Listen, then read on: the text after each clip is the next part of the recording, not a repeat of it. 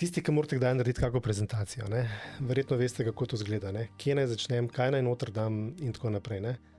Vprašajte ChatGPT. Ampak, ko boste naredili, damo mogoče zdaj recimo konkreten use case, kako uporabljati ChatGPT, AI, karkoli že pač. Nikoli mu ne reči v tem primeru, recimo, da moramo narediti prezentacijo v tej rožci.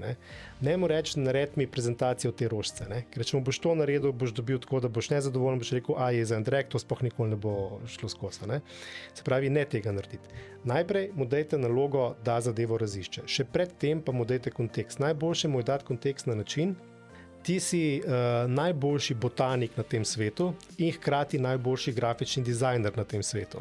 Tvoja naloga je, da mi pripraviš prezentacijo o tej rožci. Korak 2 je, naj razišče to rožco, naj on najde podatke. Še vedno naj ne naredi prezentacije. Najdi mi vse v tej rožci.